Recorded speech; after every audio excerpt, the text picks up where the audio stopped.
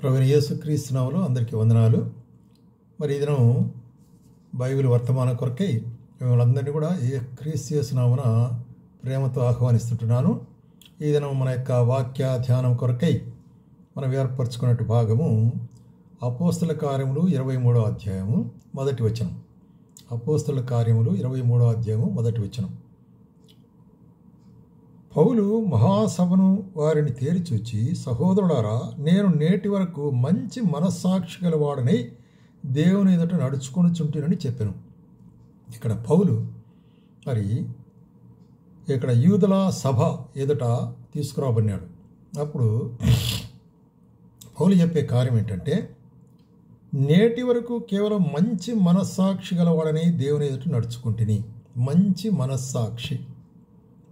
మనస్సాక్షి గలవాడిని నడుచుకున్నాను.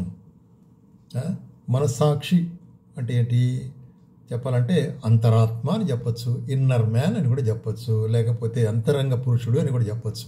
మనస్సాక్షి అనేటువంటిది చాలా ప్రాముఖ్యమైనటువంటి మనుషుని యొక్క నడవడిలో, మనుషుని యొక్క జీవిత చర్యలలో మనస్సాక్షి చాలా ప్రాముఖ్యమైనది. ఈ మనస్సాక్షిని గురించి ఏం చెప్తున్నా అది అంతరంగములో ఉండేటి పరిశీలన చేసేటువంటి యొక్క మరి భాగంగా ఉండి మనల్ని ఏది మంచిది ఏది చెడ్డదని నిర్ణయించుకునే దానికి మనకు సహకారం చేసి మంచి వైపు నడిపించేదే యొక్క మనస్సాక్షి. అర్థమైందండి?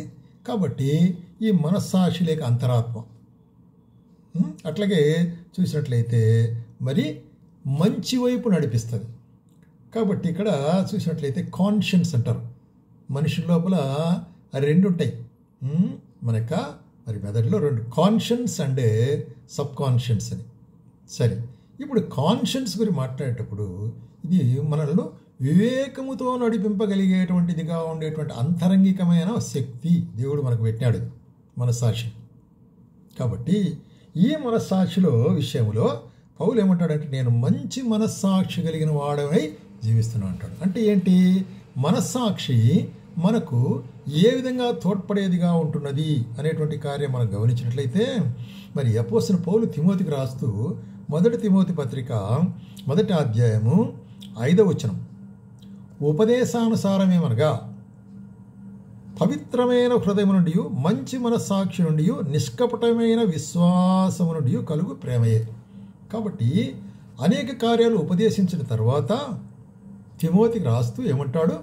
ఈ బోధ యొక్క సొంత సారమంతా ఏంటంటే, ఉపదేశానుసారం ఏంటంటే మంచి మనస్సాక్షి నుండి. కాబట్టి మంచి మనస్సాక్షి ఏం చేస్తున్నది?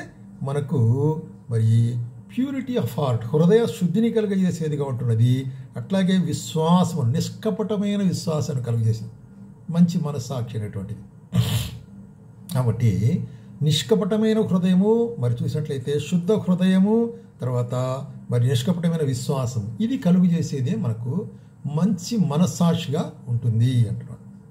అట్లాగే రెండవదిగా మనం చూస్తుంటున్నాము, ఈ యొక్క మంచి మనస్సాక్షిని మరి అపోస్తలుడైన పౌలు ఏమంటాడంటే, అపోస్తల కార్యం 4వ అధ్యాయంలో 16వ వచనం, ఈ విధమున నేను దేవుని ఎడలను మనుషులను ఎల్లప్పుడూ నా మనస్సాక్షి నిర్దోషమైనదిగా ఉండునట్లు అభ్యాసము చేసుకొనుచున్నాను. ఈ యొక్క మనస్సాక్షిని శుద్ధముగా ఉండాలంటే, సరైన విధంగా నడిపించేదిగా ఉండాలంటే మనం దాంట్లో మరి ఎక్సర్సైజ్ చేయాలి, అభ్యాసము చేసుకునుట అనేటువంటిది. ఇక్కడ అపోస్తలుడైన పౌలు ఏమిటంటే, మనుషుని ఎదుట కానీ దేవుని ఎదుట కానీ నా యొక్క అంతరంగము లేక నా అంతరాత్మ ఎట్లా ఉంది? శుద్ధమైనదిగా పెట్టుకుంటున్నాను. అది మన పని. దాన్ని మనం శుద్ధంగా పెట్టుకుంటామో అపవిత్రపరుచుకుంటామో అది మన యొక్క క్రియల మీద ఆధారపడుతుంది. కాబట్టే అపోస్తలుడైన పౌలు ఏం చేస్తాడంటే, మరి నేను శుభ్రముగా పెట్టుకునే దానికి అభ్యాసం చేస్తున్నా అంటాడు. దినదినము నేను అభ్యాసం చేస్తుంటున్నా అంటాడు. ఎట్లాగా? ఒక ఉదాహరణ ఏం చెప్తాడంటే, నేను ఇతరులకు బోధించిన తర్వాత నా జీవితంలో ఏమైనా ఎటువంటి నా కల్మషం కానీ మరక కానీ మస్టు కానీ ఉందేమో అని నన్ను నేను పరీక్షించుకుంటున్నాను. అది అభ్యాసం చేసుకున్నట. అంటే ఇతరులతో మాట్లాడిన తర్వాత, ఇతరులకు చెప్పిన తర్వాత, ఇతరులకు బోధించిన తర్వాత తన్ను తాను పరీక్షించుకున్నట అనేటువంటిది ఏ గుడ్ ఎక్సర్సైజ్, మంచి అభ్యాసము, మనస్సాక్షిని మంచిగా ఉంచేదిగా ఉంటుంది. అట్లాగే అదే మొదటి తిమోతి పత్రిక మూడో అధ్యాయము 9వ వచనములో గమనించినట్లయితే విశ్వాస మర్మమును పవిత్రమైన మనస్సాక్షితో గైకుని వారై ఉండవలను. విశ్వాస మర్మం ఏమిటి? విశ్వాస మర్మము యేసుక్రీస్తుని గురించిన విశ్వాస మర్మమేమనగా క్రీస్తు యేసు దేవాది దేవుడైండి నరరూపిగా ఈ లోకానికి వచ్చి ఆయన శ్రమలు పొంది మరి అక్కడ తిరస్కరించబడి శిలువలో మరి కొట్టబడి వేధించబడి మరి మన కొరకై శిలువలో ప్రాణం అర్పించినాడు, రక్తమంతా చిందించినాడు, ఆయన మరణించి భూస్థాపన చేయబడి తిరిగి 3వ దినం లేచినాడు. ఇది విశ్వాస మర్మం.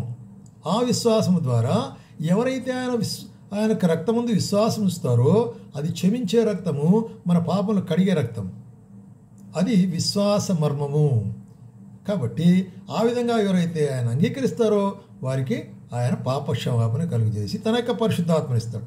అది కాబట్టి ఇక్కడ ఏమిటంటే మరి ఈ మనస్సాక్షి మనతో ఏం చేస్తుందంటే విశ్వాస మర్మాన్ని గమనించి మరి దాన్ని గైకునే దానికి మనకు సహాయం చేస్తుంది మంచి మనస్సాక్షి. అట్లాగే మరి నాలుగవదిగా మనం చూస్తున్నాము. చూసినట్లయితే హెబ్రీయులకు రాసిన పత్రికలు ఇక్కడ గమనించి 13వ అధ్యాయంలో మనం ఏం చూస్తున్నామంటే హెబ్రీయులకు రాసిన పత్రిక 13వ అధ్యాయము 18వ వచనం, మా నిమిత్తం ప్రార్థన చేయుడి, మేము అన్ని విషయములు యోగ్యముగా ప్రవర్తింపగూర్చు మంచి మనస్సాక్షి కలిగి ఉన్నాం. సో మంచి మనస్సాక్షి ఇంకా దేనికి ప్రయోజనపడుతుంది? యోగ్యముగా ప్రవర్తించడానికి కొరకై మన ప్రవర్తన అంటే హానెస్ట్. సో ఒకరు హానెస్ట్గా ఉంటున్నారు అంటే మంచి మనస్సాక్షి అవసరము. మంచి మనస్సాక్షి కలిగిన వారే హానెస్ట్గా ఉంటారు, అంటే మరి యోగ్యమైన రీతిగా ప్రవర్తించే వాళ్ళు ఉంటారు.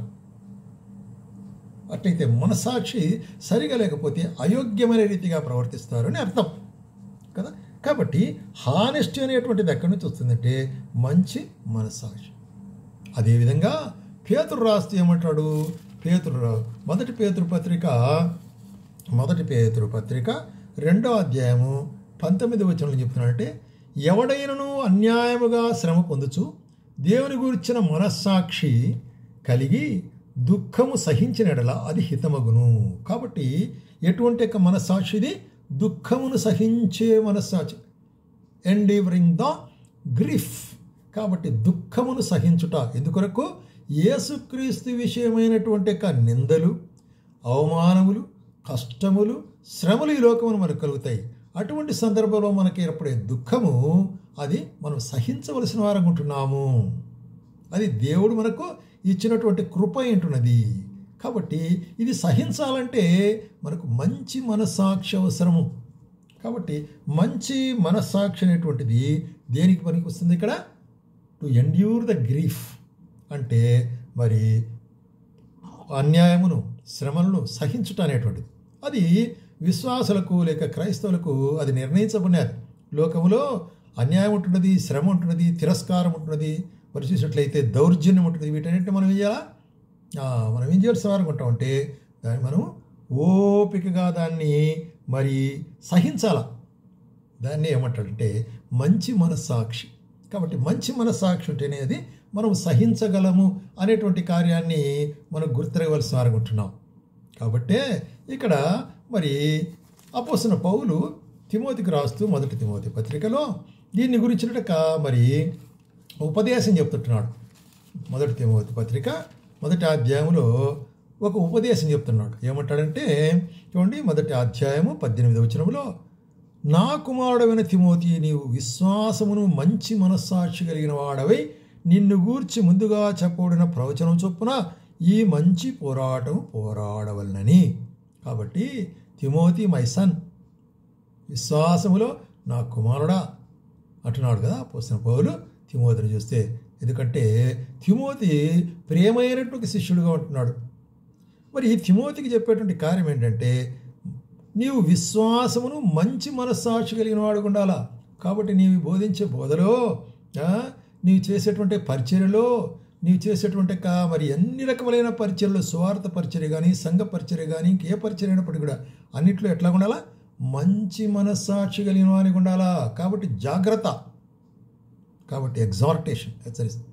ఎందుకంటే మరి ఈ మంచి పోరాటం పోరాడు. కాబట్టి మంచి పోరాటం ద్వారా మరి ఏం జరుగుతుందంటే మనకు ఆశీర్వాదం వస్తుంది. మనకు జయం వస్తుంది.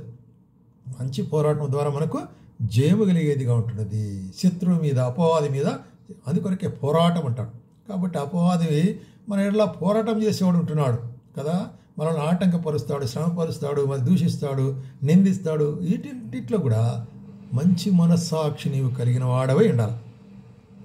అయితే కొంతమంది ఎట్లుంటున్నారంటే 19 వచనంలో అట్టి మనస్సాక్షిని కొందరు త్రోసివేసి విశ్వాస విషయమై ఓడ బద్దలైపోయిన వారి వలె చెడి ఉన్నారు.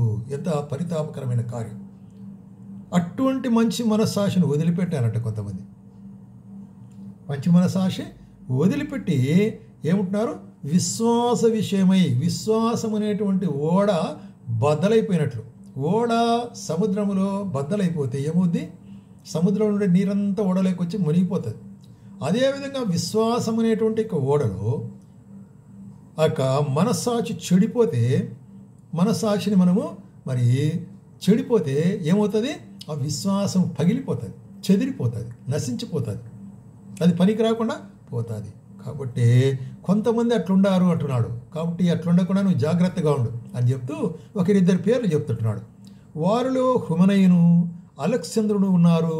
ఎంతో మరి పరితాపకరమైన కార్యం చూడండి. హుమనయ మరి చూసినట్లయితే అలెక్సాంద్రు అనేటువంటి ఇద్దరు ఎగ్జాంపుల్ చెప్తున్నాడు. వాళ్ళు తమ మనస్సాక్షి విషయమై ఎంతో దుర్మార్గంగా ప్రవర్తించి వారి యొక్క విశ్వాసము అనే ఓడ బద్దలైపోయింది, మునిగిపోతారు. అందుకొరకే వీరు మరి దూషింపబడకుండా శిక్షించబడటకై వీరిని సాతానుకు అప్పగించితని. కాబట్టి విశ్వాసం అనే ఓడ మనస్సాక్షి అది బద్దలైపోతే మనం పనికి రాకుండా పోతాం, నశించిపోతాం, సాతానుకు అప్పగించబడిన వారం అవుతాం, అంటే పాపంలో చిక్కుబడిన వారం అవుతాం. కాబట్టి అపోస్తలుడైన పౌలు ఇక్కడ హెచ్చరిస్తున్నాడు, మంచి మనస్సాక్షి కలిగిన వాడు. కాబట్టి సహోదరా, నిన్ను నన్ను కూడా హెచ్చరించే కార్యం ఏంటంటే మంచి మనస్సాక్షి కలిగిన వాడుగుండు, శుద్ధీకరించబడిన మనస్సాక్షి కలిగిన వాడుగుండు.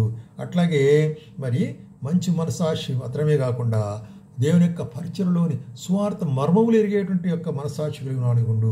అట్లాగే మరి చూసినట్లయితే నిజాయితీగా, హానెస్ట్గా ఉండేటువంటి యొక్క మనస్సాక్షి కలిగిన వాడుగుండు. అట్లాగే శ్రమను సహించేటువంటి మనస్సాక్షి కలిగిన వాడుగుండు. కాబట్టి మంచి మనస్సాక్షి చాలా ప్రాముఖ్యమైనది. అటువంటి మనస్సాక్షిని కోల్పోతే ఏమవుతుంది? మన జీవితంలో నష్టపోయే వాళ్ళం ఉంటాం. ఇక్కడ చెప్పబడినట్లు విశ్వాసం అనే ఓడ బ్రద్దలైపోతుంది. కాబట్టి మనము పనికి రాకుండా పోతాం, నాశనమైపోతాం, నశించిపోతాం.